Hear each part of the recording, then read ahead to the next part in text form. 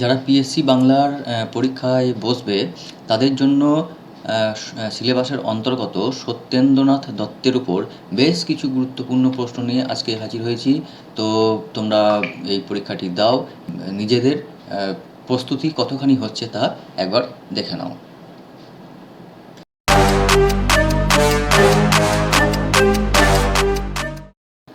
নমস্কার বন্ধুরা, যারা PSC Bangla assistant master and মিস্ট্রেসের পরীক্ষায় বসবে তাদের জন্য তৈরি আমাদের মক টেস্ট আজ তৃতীয় পর্বে পড়ল। আজকে আমাদের বিষয় সত্যেন্দ্রনাথ দত্ত। তো চলো একদম আমরা সরাসরি প্রশ্নে চলে যাই। প্রথম প্রশ্ন, অশোক নির্মাল্য শেষ চম্পা আজি পাণ্ডু হাসি হাসে কোন কবিতার চরণ?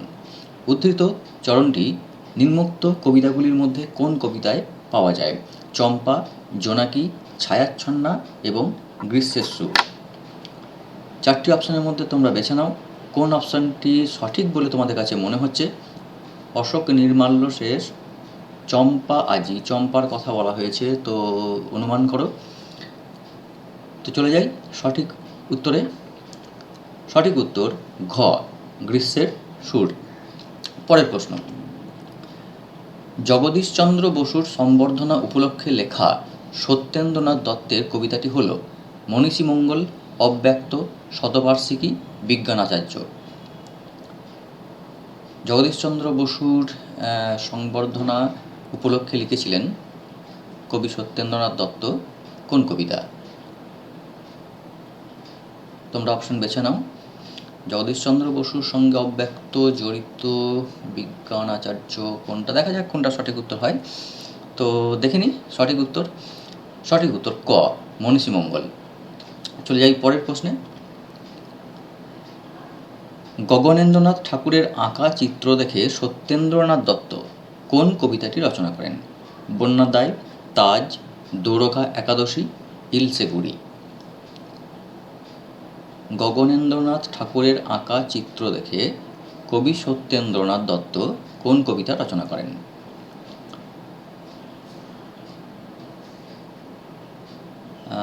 দেখা যাক সঠিক উত্তর। চলে যাই সঠিক উত্তর দ্বারকা একাদশী। দ্বারকা একাদশী।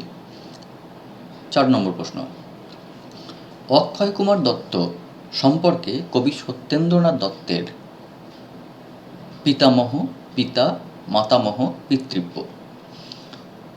অর্থাৎ অক্ষয় কুমার দত্ত সত্যেন্দ্রনাথ দত্তের কে হন? অপশনগুলি থেকে সঠিক উত্তর বেছে নাও। পিতামহ, পিতা, মাতামহ, পিতৃব্য। দেখে নিই সঠিক উত্তর ক, পিতামহ। আমরা যদি রাজবল্লভ দত্তের সময়কাল থেকে ক্রমান্বয়ে পরবর্তী যে পুরুষ সেগুলো যদি দেখি তাহলে অক্ষয় কুমার দত্ত তার পুত্র হচ্ছেন রজনীনাথ দত্ত। সেই রজনীনাথ দত্তের পুত্র আবার সত্যেন্দ্রনাথ দত্ত। তাহলে উভয় সম্পর্ক হচ্ছে নাতি দাদু, দাদু নাতি। তো চলে যাই পরের প্রশ্নে। কবির সবিতা কাব্যগ্রন্থটি পরে অন্য কোন কাব্যের অন্তর্ভুক্ত হয়? অপশন দেখো, সন্ধিক্ষণ, কুহু ও কেকা, ফুলের ফসল, হোমশিখা। সবিতা কাব্যগ্রন্থটি যা পরবর্তীকালে কবির অন্য কাব্যের সঙ্গে মিলে গিয়েছে। এটা আলাদা করে প্রকাশিত হয়নি, অন্য কাব্যের সঙ্গে সংযুক্ত হয়ে গেছে। তো সেটা কোন কাব্যগ্রন্থ? দেখে নেওয়া যাক সঠিক উত্তর ঘ, হোমশিখা। এই হোমশিখা যেটা 1907 খ্রিস্টাব্দে প্রকাশিত হচ্ছে, এই কাব্যগ্রন্থে সবিতা কাব্যের সমস্ত কবিতা যুক্ত হয়ে যায়। চলে যাই পরের প্রশ্নে। সত্যেন্দ্রনাথ দত্তের কোন কাব্যকে একাত্মিকা বলা হয়? ক, ফুলের ফসল, খ, তীর্থরেণু, গ, তুলির লিখন, ঘ, অভ্র আবির। সত্যেন্দ্রনাথ দত্তের কোন কাব্যকে একাত্মিকা বা একোক্তি গাথা বলা হয়ে থাকে? প্রশ্নগুলি তোমাদের কাছে কেমন মনে হচ্ছে তা কমেন্টে অবশ্যই জানাবে। আর যদি এরকম আরও অন্যান্য বিষয়ে মক টেস্ট চাও সেটাও কমেন্টে জানাবে। তো দেখে নেওয়া যাক সঠিক উত্তর। সঠিক উত্তর গ, তুলির লিখন। তুলির লিখন কাব্যের কবিতাগুলিকে একাত্মিকা বা একক্তি গাথা বলা হয়ে থাকে। পরের প্রশ্ন, সত্যেন্দ্রনাথ দত্তের লেখা ছন্দ সরস্বতী কোন পত্রিকায় প্রকাশিত হয়েছিল? এটা অনেকেই হয়তো জানো, ছন্দ সরস্বতী অত্যন্ত একটা মানে পরিচিত গ্রন্থের নাম। তো অপশান কী রয়েছে? সাহিত্য, ভারতী, হিতৈষী, প্রবাসী। কোন পত্রিকায় ছন্দ সরস্বতী প্রকাশিত হয়েছিল?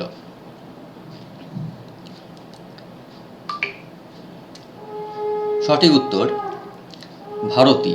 ভারতী পত্রিকায় 1325 বঙ্গাব্দে এই রচনাটি প্রকাশিত হয়। তো চলে যাব পরের প্রশ্নে। সত্যেন্দ্রনাথ দত্তের রঙ্গমল্লী কোন ধরনের রচনা? ব্যঙ্গকাব্য, নাটক, প্রবন্ধ, ছড়া। রঙ্গমল্লী কোন ধরনের রচনা? রঙ্গমল্লী ব্যঙ্গকাব্য নাকি নাটক নাকি প্রবন্ধ নাকি ছড়া?